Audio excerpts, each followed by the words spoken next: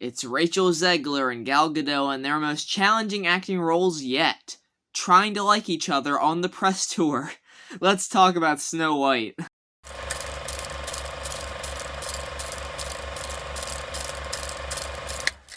Hey guys, AJYT Abbott here. Welcome to my review for the live-action adaptation of Snow White.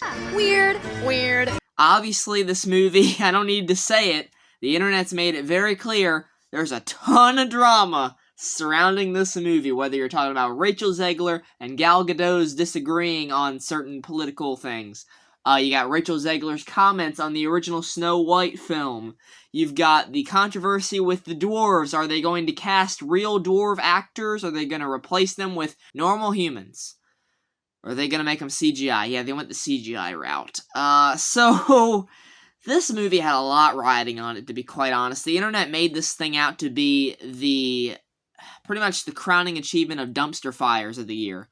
And I'll tell you right now, I don't think this movie is going to make a lot of money. I think it's going to bomb. At least my fingers are crossing that it will bomb, because Disney needs to stop this shit, alright? Lilo and Stitch actually looks kind of good, but this, come on guys.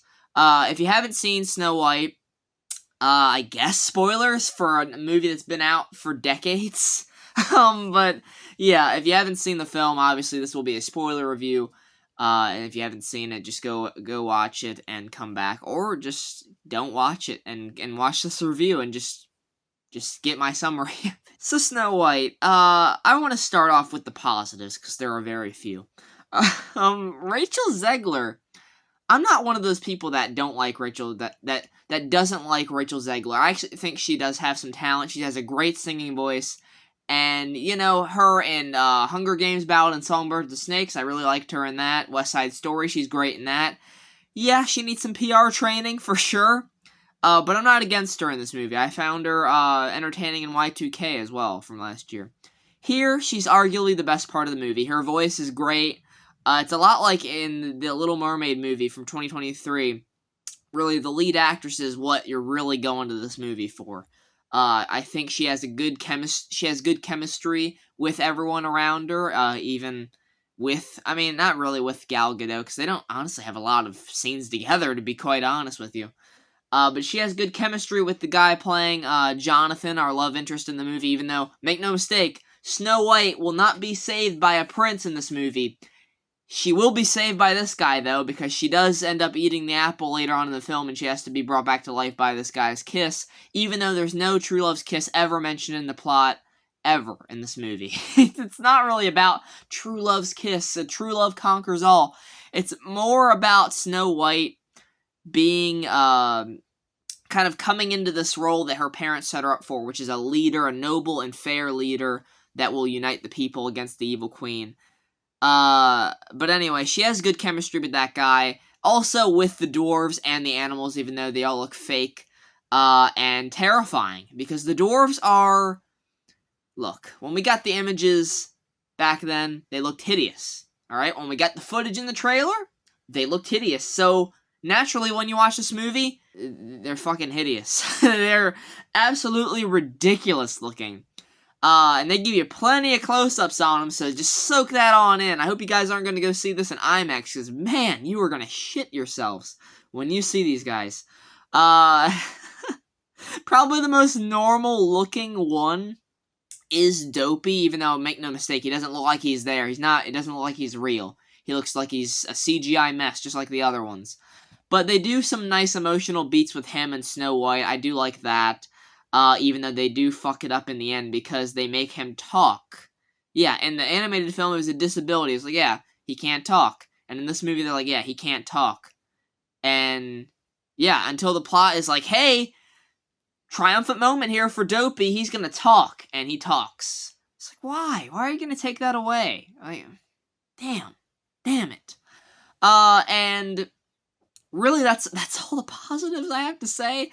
One or two of the songs are pretty good. There's one I'll talk about with the Evil Queen that doesn't fit in the context of the story, but just on its own, it is a kind of entertaining song.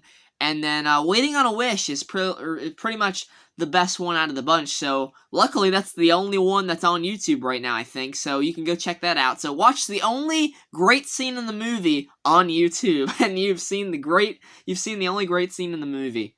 Gal Gadot is back to give you some more line deliveries to throw in your compilations of scenes where she can't act. And look, I like Gal Gadot. I really do. I like her as Wonder Woman. I wish that she would be kept on as Wonder Woman for James Gunn's universe. I even find her, appealing in the Fast and the Furious movies and a few other things that she's been in.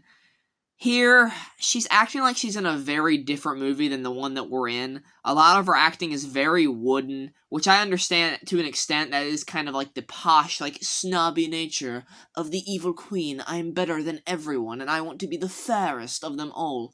But a lot of the line delivery is just so dry, just bland. It's just not good. And that even goes for Rachel Zegler, even though she does have good chemistry with the characters, like I said, and she does have a great voice. Even some of her line deliveries aren't the greatest. They are kind of bland. And that's not really a her thing. I think that's just a directorial thing or a script thing. She doesn't get a lot to work with here. And same for Gal Gadot here as the evil queen, where she has the look, she has some of the mannerisms of the queen, but the acting is just not there. And then you get a scene later on where she's singing, and she has this big bombastic number where she's flinging her hands about and doing all these goofy motions and singing all, whimsically.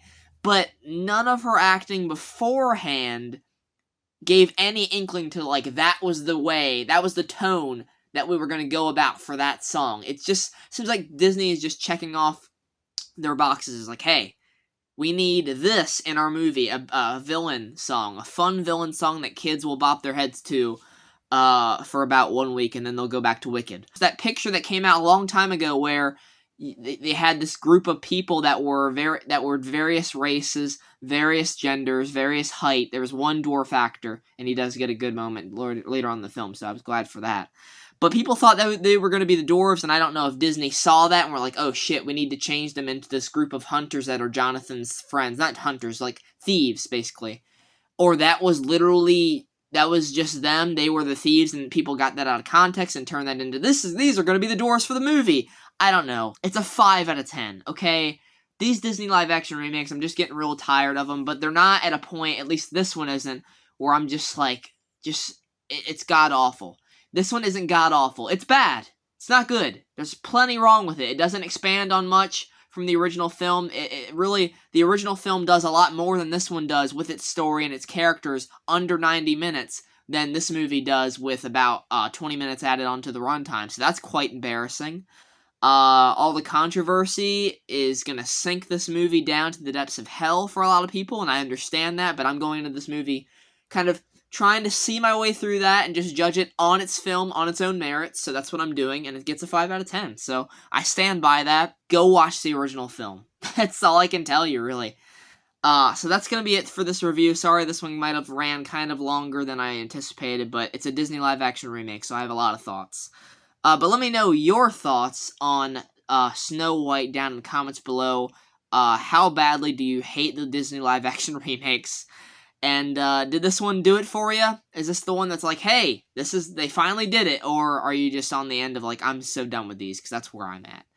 Nonetheless, no matter what the opinions are, I value them. I love talking about film with you guys. So let me know down in the comments below what your thoughts were. Take care, and goodbye.